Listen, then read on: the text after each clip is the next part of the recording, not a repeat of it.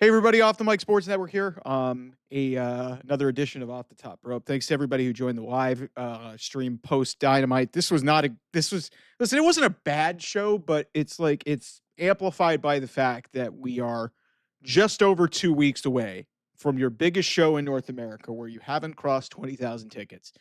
And what happened on the show was very minimal.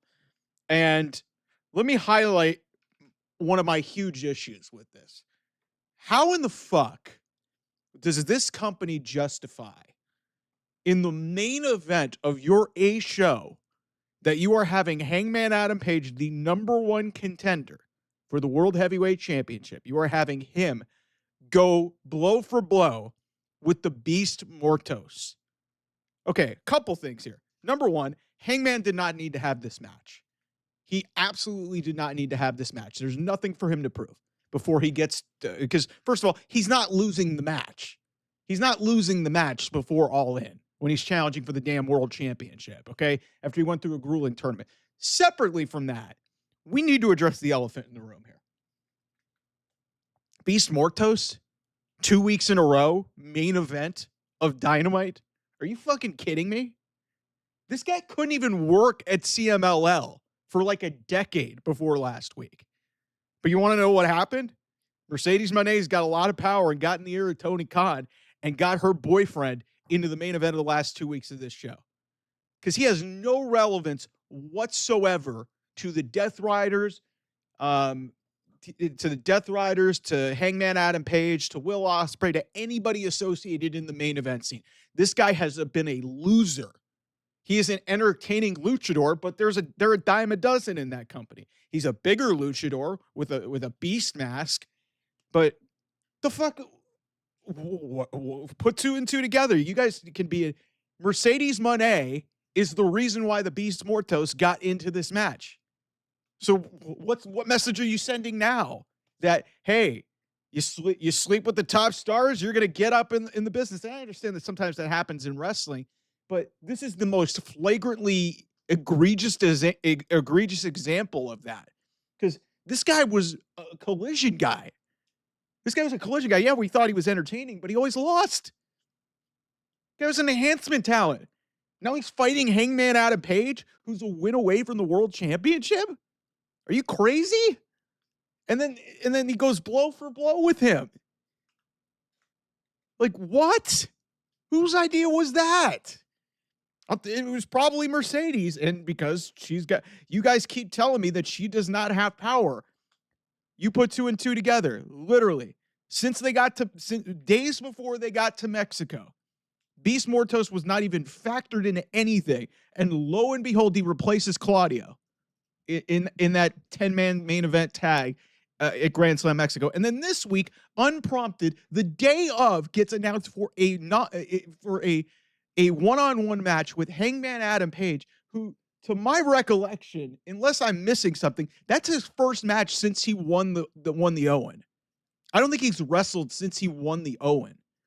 So what did this accomplish? And then the angle that followed it, it was completely devoid of everything that happened in the match.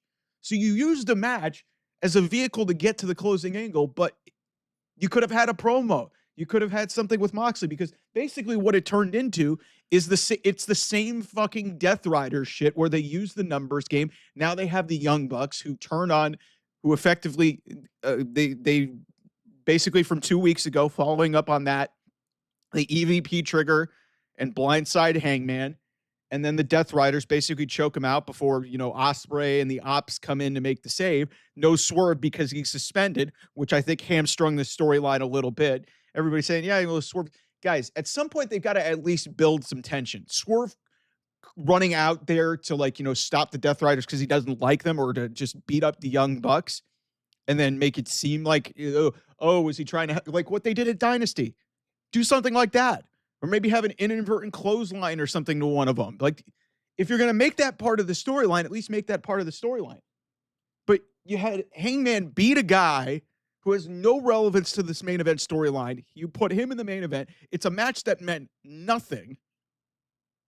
So it didn't advance anything. And then after the fact, you have the same angle that we've been recycling for the last, 8 months, it doesn't give me a whole lot of optimism that Hangman's going to win the championship. And aside from that, like, back to my initial point of just one of the biggest red flags about this whole thing is just like, this is one of, I don't even know if you could really call it nepotism because, like I said, guy's not related to Tony Khan, but it's just like, you look at the timing, and I know some of you Mercedes marks and stands are going to come for me in the comments. You can't look at what has happened in the last 2 weeks on this show and literally days before Grand Slam Mexico, where it became public that they were dating, and she told TMZ almost immediately, like within a day or two, this guy is all over the main event. And my issue isn't solely because I don't think the Beast Mortos is a good wrestler. I think he is a good wrestler. He's very entertaining. But again, dime a dozen luchador thing. And then then the other red flag is guy was pretty much banned from CMLL in Arena Mexico for like a decade before last Wednesday. And now all of a sudden he's in the main event, and then he's in the main event again against Hangman. Come on, guys, you aren't stupid, are you? This is clearly because of Mercedes getting her boyfriend a push. And that sends the completely wrong message to the rest of your locker room. Like, look at some of these other guys who have been like clamoring. Like, where's Scorpio Sky? Who the fuck's Scorpio Sky? I'm not saying he should challenge for the main event. He's an accomplished wrestler. What does he got to do? Does he have to bang Mercedes? Is that all it takes?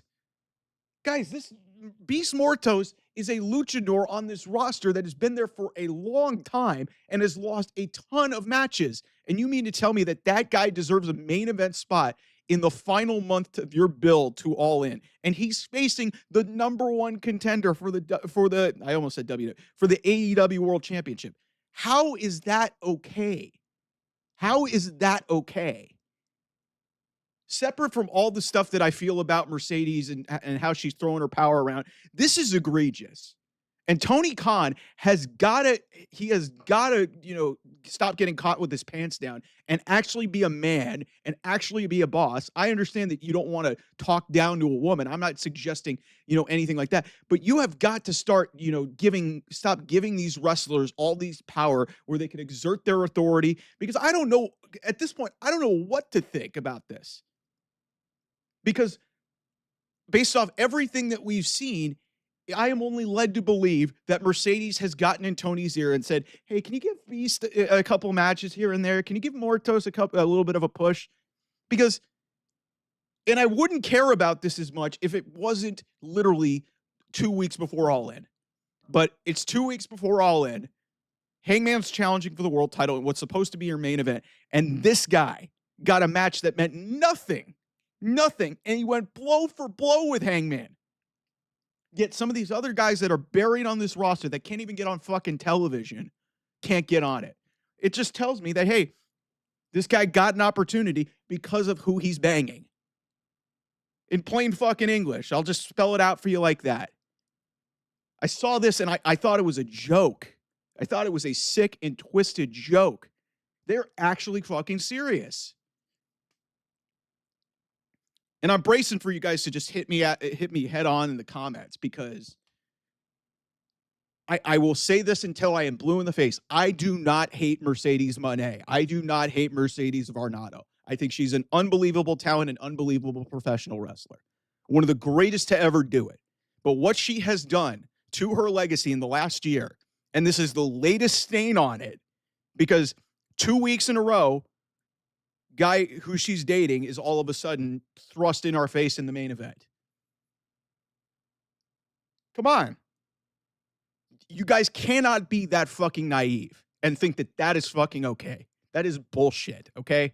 I don't care if it's a good wrestling match or not. It sets a horrible, horrible precedent. So anyway, that's the big takeaway from here. We'll have a couple more things coming here on the channel as we head into the weekend. Night of Champions coming up real soon. It looks like they have taken off and gone to Saudi Arabia. I feel a little bit better about the way things are. It's still a little bit uncomfortable, but they've gone there. They'll figure out a way to make this thing safe. It's not good optics, but they did it. So, but we'll have reaction to that. We won't go live. It's going to be about 10 a.m. here on the West Coast when we do that. So I won't go live, but I probably will have a live post show following Night of Champions, considering the significant matches that are on this show, mainly Cody Rhodes and Randy Orton and John Cena and CM Punk. Those are big, big, big, big time matches on the show. And Karrion Kross has got a PLE match. Hell yeah. All right. But anyway, thanks so much for watching. I'll have more coming here on the channel. I'll see you guys. Bye-bye.